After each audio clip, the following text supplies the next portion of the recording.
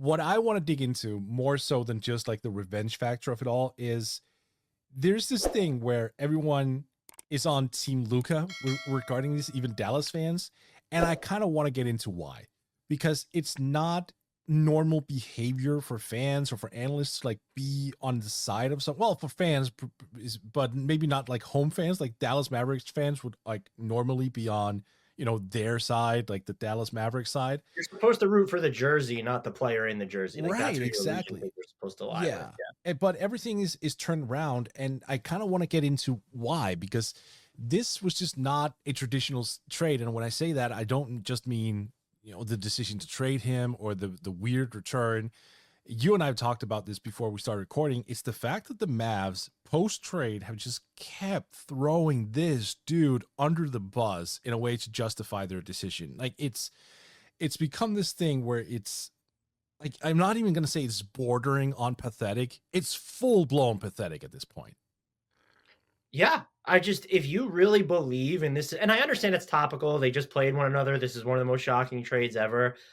But we've now had how many weeks, and Luka has yet to, and even even through his people, has yet to necessarily throw the Mavericks under the bus, at least in this way, at this scale. And to just continuously see them say things or let things out about someone who is, he makes a lot of money. He was Yep. the face of the franchise. We all know he wasn't perfect. We all know about the issues. But you mentioned they keep throwing him under the bus, and it's like, put your name to this stuff other than, Patrick Dumont basically saying that Luka was using this as a vacation. I guess at least Patrick Dumont put his name on that, even though he cited Shaq as sort of the, quintessential hard work ethic guy during his career. The quote from The Athletic too, where they were concerned about his drinking and his hookah use and him being in shape. This feels like normal 25-year-old athlete shit to me. It just seems like they don't know he's European. Right. And it's a big deal because they were concerned about it while he was at Real Madrid. Yeah. Like, oh no. My whole thing is, this is the thing that got me. They're predicting his basketball demise within the next 5 years. Saying that out loud, like allowing that to be put, is just, don't you feel like a shitty person? Like you have to feel like some semblance of grimy after saying that. My whole thing is, let's say he's out of the league in 5 years. Right. There's still a scenario in which they lose this trade because he's so good over the next 2-3 years that it doesn't fucking matter. And even if this is what just really fucks with my head. Even if this is how you felt, it doesn't justify the way you went about the trade because you decided that you still needed to, quote unquote, win now and later, which is really the next 2 to 3 years, according to Nico Harrison, in which case, who cares if Luka's going to be out of league in 5 years? You're only operating on this 2 to 3 year timeline anyway. Yep. I want to be clear. I'm not lending credence to his basketball demise in 5 years. Like, come the fuck on. Unless we find out that he's like a human trafficker or something. Like, what is so bad about what we've heard about Luka as a human being? Even the people that have kind of supported this in, like among fans or media members, where it's just like, oh, like he's out of shape or he complains. It's like, yeah, he's definitely the first star in the NBA to have those issues. A lot of pretzel twisting, but I think what's just most alarming here is it's so ineffective. You said it at the top. Like, who is on Team Dallas right now? Yeah, I don't think I can mention anyone. Like, not really. Like, there are going to be some contrarians just for the hell of it because, hey, engagement, right? But that's sort of it. I mean, everyone is understanding of the situation from Luka's perspective and not so much for Dallas. By the way, like, if we're looking at the whole little choppy, not the best like physical work ethic, why aren't we talking about Jokic? Should Jokic be a trade candidate all of a sudden? Like, what's the difference there? Well, I guess because Luka is considered less durable, which is when you look at the games played, I suppose it's fair. But that's fair. Luka just dragged you. Yeah. I won't say dragged because the trade deadline, it helped them. Their defense was great, which kind of undermines the point that you can't build a defense around Luka Doncic, but that's neither here nor there. He just took you to the finals. You just beat what is now the favorite to come out of the West with Luka Doncic not playing at his best version ever. Like, you got to make it make sense for me. And if it's really an issue of we couldn't get through to him, that probably says something more about your organization than it does the 25-year-old kid. Look, I'm not trying to absolve Luka. Yeah, Right. I get annoyed by his complaining to the refs. If I was making all that money and I was 19 years old, I'll tell you I'll be in the best damn shape of my life. Like, I could guarantee that. But like, this is nothing that we have read so far or heard off the record. I've yet to hear, read, whatever, anything that is just completely unforgivable or aids whatever logic the Dallas Mavericks were using here. And Right. we're at the point now where I might be squeaking, but like this isn't me thinking in the moment emotionally. Like we've now had time to sit on this, and there's no support of Mm. concept here to me. There's none, zero. And it's also the fact that this keeps coming up. It's been like what, 4 weeks now? Like it's every single week. It's a month, and it's a month past the trade deadline almost. And you said it at the top of this, or maybe it was before we even started. Let's kind of forget everything that you still didn't. If this is how you felt, now that go ahead and justify what you just did, which is give him to the Lakers for a turn that could have been beaten in a vacuum Yeah. because you decided Anthony Davis was the best player right now that you could get for Luka Doncic. And that's like, you've yet to even justify that effective. Like, what is all this bad? Let's say you buy into the Luka, he's not going to look right in the next 5 years or whatever. Can you defend to me what the Mavericks then did by trading him at the current? If anything, we're reading now about how they helped submarine his value because Nico Harrison's too honest, is I guess the spin they're going with. Now he's too much of a people pleaser. He wanted Yeah. to give the Lakers the full Yeah. story, so they were able to get him for a little bit less. Like, come on. Yeah, look, I usually love a lot of the writers over The Athletic. I still do, but there was that fluff piece that was just, oh boy. That was that a week ago, week and a half ago, I, where that I was some think of it the might be most even less. egregious things. Yeah, like that was one of the most egregious things I've It ever was. read. Do you remember the piece? I'm not sure if it was the Athletic, but it was comparable, not identical to when Neil O'Shea was clearly trying to save his job, and there was that Yes. piece that said all this charity he does that he doesn't want anybody to know about. It's like the best way to keep it a secret is to have the Athletic like leak it to the Athletic. Like, come on. A lot of carrying of water over the past few weeks, and it's, I wonder if this is just one of those situations where an outlet goes out, it's like, hey, let's maintain open lines of communication, like let's not lose you as a potential source down the line. I don't even know what that was, but we've reached that point now where it's so egregious, it's so dumb, where I think it's completely fair to just kind of put it into context for listeners here and go, look, there's a reason we're bringing up this trade, even though it's 4 weeks ago. Like, we're bringing it up because the Dallas Mavericks keep bringing it up. They did a very fucking stupid move, and they keep trying to justify it in the stupidest fucking way ever. Like, there's just no way you can respect that. There's no way you cannot attack it in some way. Yeah, and I mean, we'll see if it like sort of quiets down now because the first meeting between the two is Yeah. out of the way. But I think it'll probably, maybe not from their end, but from the opposing ends, it'll probably go louder if Luka continues to play. Like his first, what was it, like 2 or 3 games with the Lakers was kind of eh. Then he goes, he Yeah. has his third 30-point outing. Didn't he have a triple double against Yep. the Mavs? So I like the better he plays, the further he is away from his basketball demise, the worse this is probably going to get optically for the Mavericks. And I guess maybe they're trying to get out. I'm sure these people are being asked about it. I'm sure these texts and these messages aren't being sent unsolicited. At the same Right. time, it's no comments, fine too. Like you stop. So we're guilty of it, like covering the game where it's constantly being talked about. Like think about the amount of just fallout pieces that have been written, and it was this slow, or I shouldn't say slow, like this onslaught of a build to that Mavericks Lakers game. Like we just kept seeing pieces about it. I think it was a landmark transaction, but it was a landmark transaction that still weeks later, Mhm. no matter what angle at which you view it, makes no sense. Right.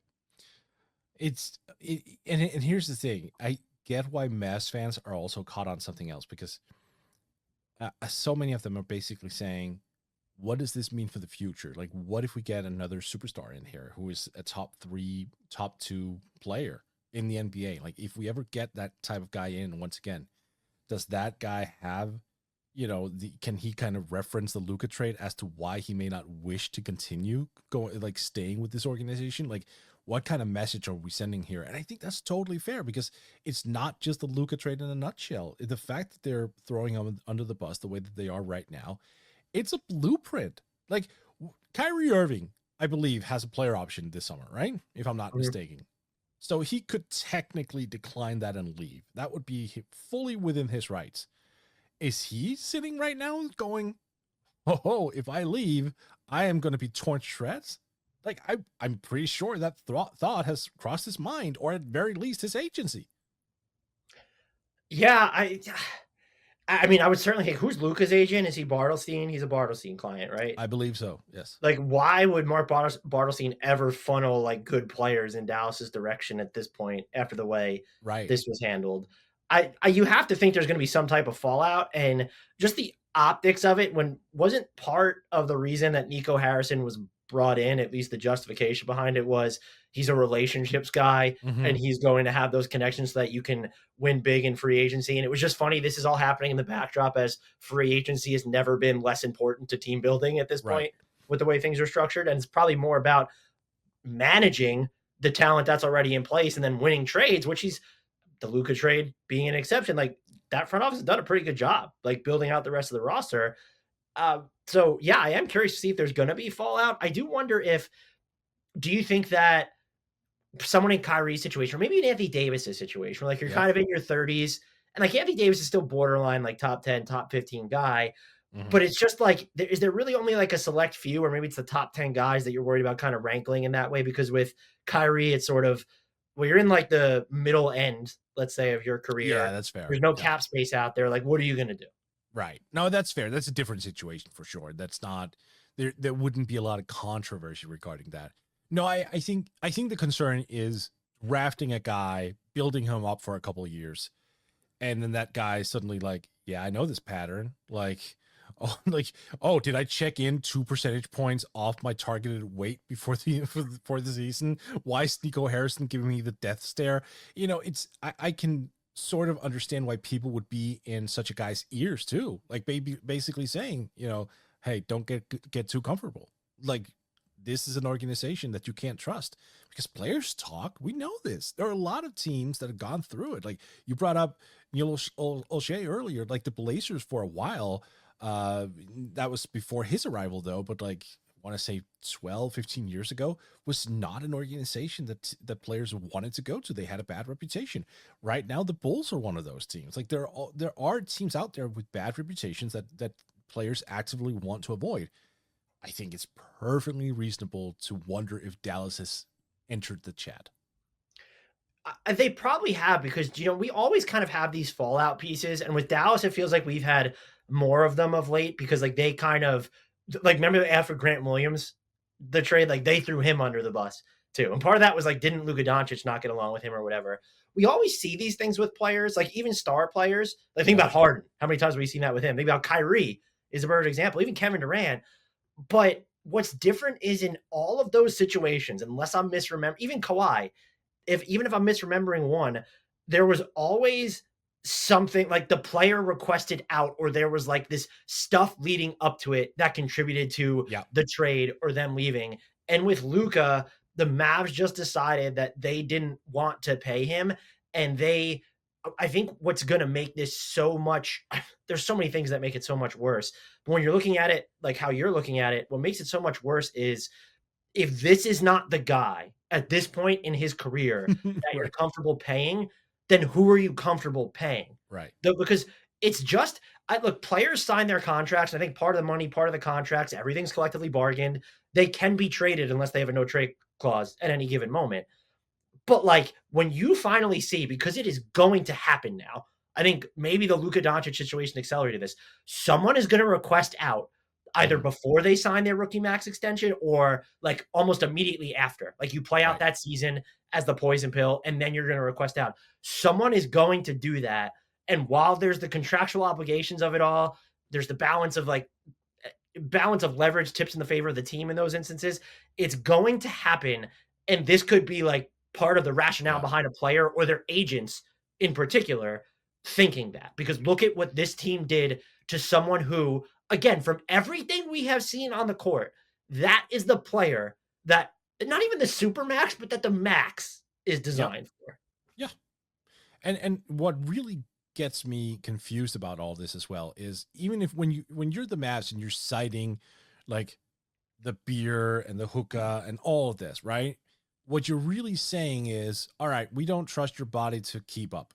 What you're saying then is it's going to be a lack of availability.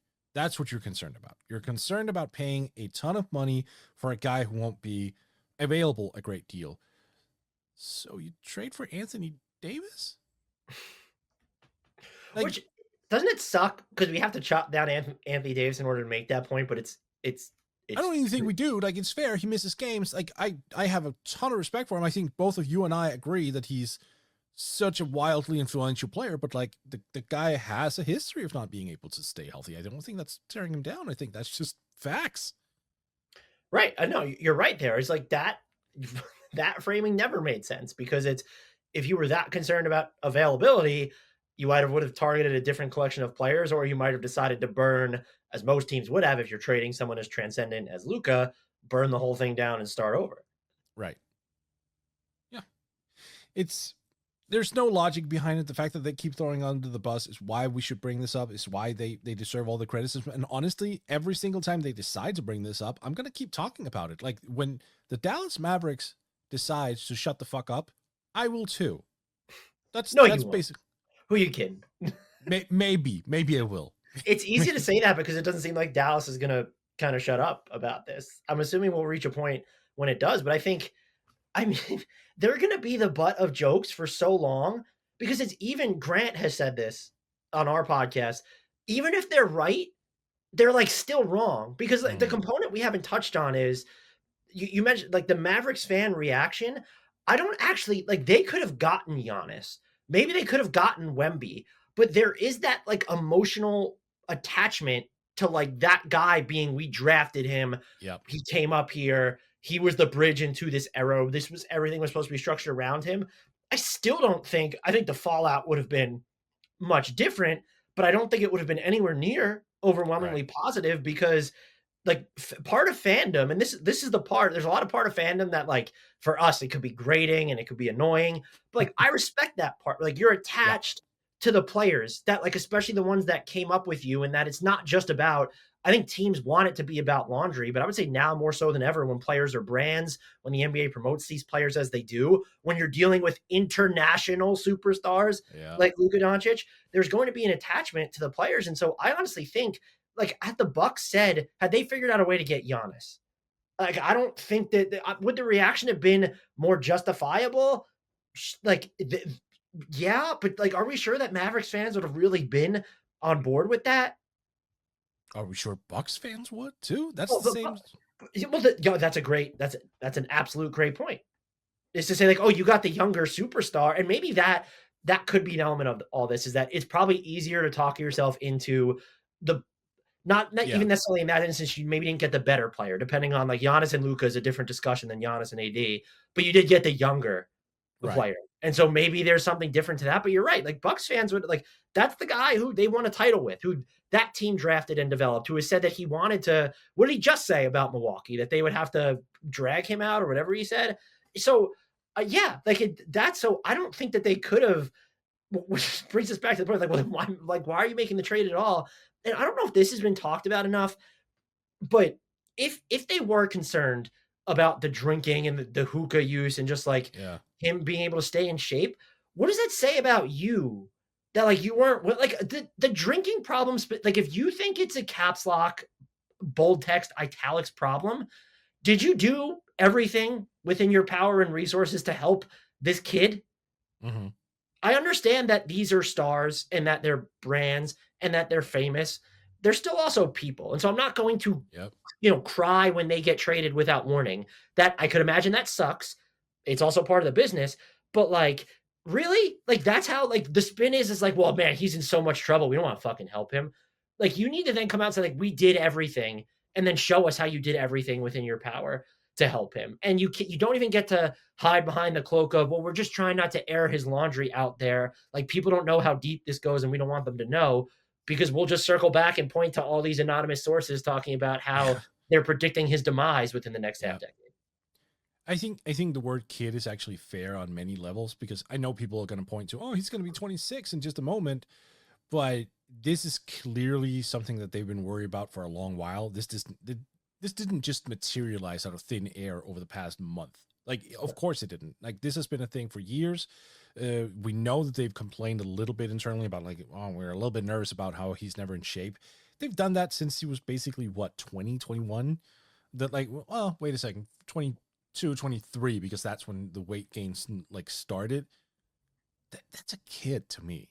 22, 23. Right, yeah, but the I was stuff an that idiot at 22, 23.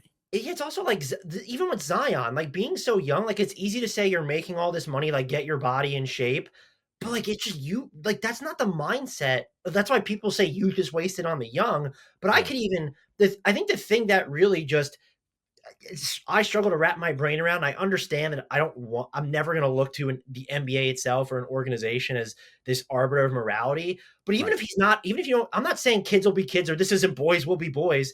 He could have been 37, have a legitimate drinking problem, and Mhm. like you're not gonna you're gonna ship him off. And I understand the real world, like you might get fired from your job if it was the same thing. That doesn't necessarily make it okay. And even if you do that, to then kind of use that as the shield, like, oh, he has a drinking problem, so we Right. fired him into the sun.